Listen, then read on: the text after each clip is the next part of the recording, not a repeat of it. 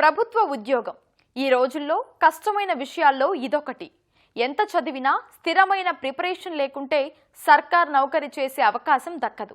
అవరోధాలు ఎదురైనా నిబ్బరంగా నిలబడి అనుకున్న లక్ష్యం కోసం కృషి చేయాలి. రోజువారీ జీవితంలో సామాజిక మాధ్యమాలే సగానికి పైగా సమయాన్ని తినేస్తున్నాయి. వాటి నుంచి బయటపడి 5 ప్రభుత్వ కొలువులు సాధించింది ఆ యువతి. డిప్యూటీ తహసీల్దార్గా ఉద్యోగంలో చేరి ప్రజలకు సేవ చేసేందుకు సిద్ధంగా ఉన్న సౌమికతో చిట్ చాట్. సాధారణంగా ఒక ప్రభుత్వ ఉద్యోగం సాధించాలంటే ఎన్నో కష్టాల కోరుస్తూ సిద్ధమవ్వాల్సి ఉంటుంది. అటువంటిది 1 కాదు 2 కాదు ఏకంగా 5 ఉద్యోగాలు సాధించి ఔరా అనిపించింది హైదరాబాద్ యువతి సౌమిక ఎర్ర. సో ప్రస్తుతం ఆమె మనతో ఉన్నారు, ఆమెతో మాట్లాడదాం. సో కంగ్రాచులేషన్స్ అండి, 5 ఉద్యోగాలు సాధించారు. సో ఎడ్యుకేషనల్ బ్యాక్గ్రౌండ్ ఏంటి, మీ ఫ్యామిలీ బ్యాక్గ్రౌండ్ ఏంటి చెప్తారా? థ్యాంక్ యూ అండి. పుట్టి పెరిగింది మొత్తము బన్సిలాల్పేట్ సికింద్రాబాద్లోనే. ఇక్కడనే నా స్కూలింగ్ అంతా కూడా ఇక్కడనే సికింద్రాబాద్లోనే అయింది. Saint Francis girls high school అని చెప్పి ఇక్కడ సికింద్రాబాద్లో ఉంది. అక్కడనే స్కూలింగ్ కంప్లీట్ అయింది. ఇంటర్మీడియట్ కూడా అక్కడనే అయింది. అండ్ నా గ్రాడ్యుయేషన్ వచ్చేసి సెయింట్ ఫ్రాన్సిస్ బేగంపేట్లో చేశానండి. దాని తర్వాత నా MA from arts college Osmania university, MA in political science. తర్వాత నేను నెట్ జేఆర్ఎఫ్ క్లియర్ చేయడం జరిగింది. ఇమీడియట్గా దాని నెక్స్ట్ ఇయరే నేను నా పిహెచ్డి కూడా అక్కడనే ఎన్రోల్ చేసుకున్నానండి. ప్రెసెంట్ నేను పిహెచ్డి పర్స్యూ చేస్తున్నాను. సో ఇప్పుడు పిహెచ్డి అని చెప్పారు కదా, పిహెచ్డిలో ఏ అంశం పైన మీ పరిశోధన కొనసాగుతారు? నా థీసిస్ టాపిక్ వచ్చేసి political participation of women in India. So ఇప్పుడు మీరు ఈ జాబ్స్లోకి వస్తే కనుక మీరు 5 జాబ్స్ వచ్చినాయి కాబట్టి ఈ 5 జాబ్స్ ఏంటివి, మీ ర్యాంక్స్ ఎంత ఉన్నాయి? అప్పుడు ఫస్ట్ అయితే నాకు డిగ్రీ లెక్చరర్ జాబ్ వచ్చింది, గురుకుల డిగ్రీ లెక్చరర్. దాని తర్వాత జూనియర్ లెక్చరర్. ఇప్పుడు ప్రెసెంట్ నేను I'm working as junior lecturer in government junior college BHEL. తర్వాత నాకు గ్రూప్ 4 జాబ్ రావడం జరిగింది, గ్రూప్ 2 వచ్చింది, అండ్ గ్రూప్ 3 ఇంకా అంటే వెరిఫికేషన్ అదంతా నడవలేదు. But I'm having a good rank, అంటే దాంట్లో కూడా వస్తుంది. సో అట్లాగే ఈ 5 జాబ్స్ కి సంబంధించి నార్మల్గా ఒక జాబ్ రావాలంటే చాలా కష్టంగా ప్రిపరేషన్ చాలా కష్టంగా ఉంటుందని చెప్తుంటారు. ఈ మీ ప్రిపరేషన్ ఎట్లా ఉండింది? మీ కోచింగ్ కానీ లేదంటే మీ సెల్ఫ్ ప్రిపరేషన్ కానీ ఎట్లా ఉంది కోచింగ్ టైం అంతా? ప్రిపరేషన్ యాక్చువల్గా నేను 2020లో స్టార్ట్ చేశాను. యాక్చువల్ ప్రిపరేషన్ యూపీఎస్సీ కోసం అని స్టార్ట్ చేశాను అనమాట.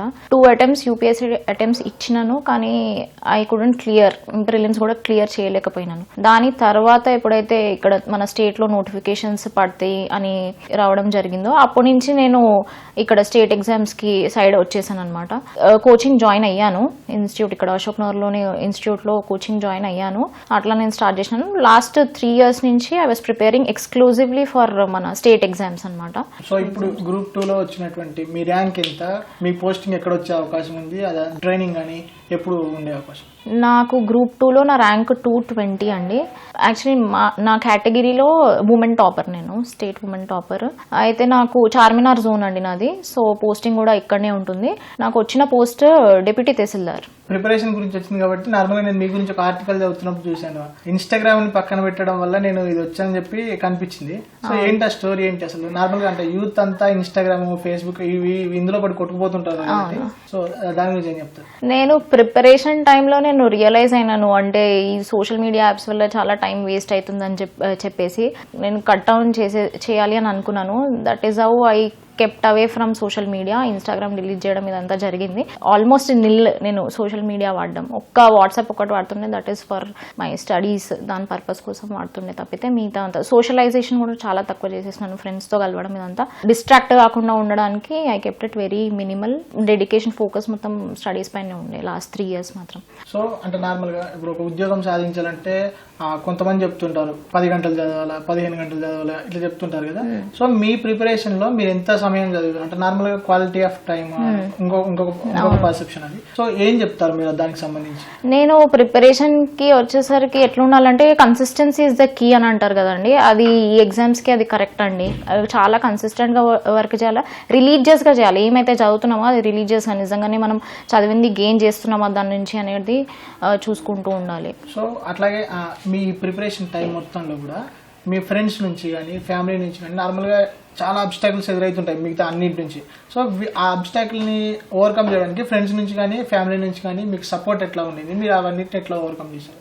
ఇక్కడ ఉండి నేను ఇట్లా 5 jobs కొట్టినా అంటే ఫస్ట్ మెయిన్ రీజన్ నా family, especially my mother and my father. వాళ్ళ సపోర్ట్ లేకపోతే నేను ఇక్కడ అయితే ఉండకపోతుండే. మా ఫ్యామిలీ ఇంకా మా పేరెంట్స్ సపోర్ట్ ఎంతైతే ఉండేనో నాకు ఫ్రెండ్స్ నుంచి కూడా అంతే సపోర్ట్ దొరికింది. ప్రిపరేషన్ టైంలో మాక్ టెస్ట్ షేర్ చేసుకోవడం కానివ్వండి, కలిసి చదవడము, గ్రూప్ స్టడీస్ చేయడం కానివ్వండి, ఇట్లాంటివన్నీ చేస్తుండే. మా పేరెంట్స్, ఫ్యామిలీ అండ్ ఫ్రెండ్స్ సపోర్ట్తో నేను 5 jobs కొట్టగలిగాను. సో అట్లాగే అంటే ఎగ్జామ్ ప్రిపేర్ అవ్వడం ఒక ఎత్తు, ఎగ్జామ్ రాసేటప్పుడు అటెంప్ట్ చేసేటప్పుడు ఆ ఎగ్జామ్ హాల్లో ఉండేటువంటి ఆ ప్రెషర్ని హ్యాండిల్ చేయడం ఒక ఎత్తు. సో మీరు ఏం చెప్తారు అంటే నార్మల్గా ఆస్పిరెంట్స్కి కానీ ఆ ఎగ్జామ్ రాసేటప్పుడు ఎటువంటి జాగ్రత్తలు తీసుకోవాలి, ఎగ్జామ్ ముందు కానీ తర్వాత కానీ ఎట్లా ఉండాలి, అసలు మన పర్స్పెక్టివ్ ఎలా ఉండాలి? ఫస్ట్ అయితే కన్సిస్టెన్సీ అండి. Over the period of time you have to be preparing. కొంచెం ఎగ్జామ్ దగ్గరకు వస్తుంది అంటే మన ప్రిపరేషన్ అనేది ఇప్పుడు 6 hours డైలీ ఇట్లా 6-7 hours ఏమైతే చేస్తాం, కొంచెం ఎక్కువ చేయడము, ప్రాక్టీస్ చేయడము, ఉన్నదాన్ని ఎక్కువ టైమ్స్ రివైజ్ చేయడము, ఇట్లాంటివన్నీ నేను చేస్తుండే. లాస్ట్ మినిట్ ఇంకా కొత్తవి టచ్ చేయడం అట్లాంటివి అయితే నేను అవాయిడ్ చేస్తుండే. సో ఎంత అయితే చదువుతుండే అంత ప్రాక్టీస్ చేస్తుండే అండ్ ఇది రిపీటెడ్గా చేయాలి. ఎగ్జామ్ ముందంటే కొంచెం కూల్ మైండెడ్గా ఉండాలి. Sleep is also very important అండి. హెల్దీ ఫుడ్ కానీ తీసుకోవడం కానీ ఇట్లాంటివన్నీ చేస్తూ ఉండాలి.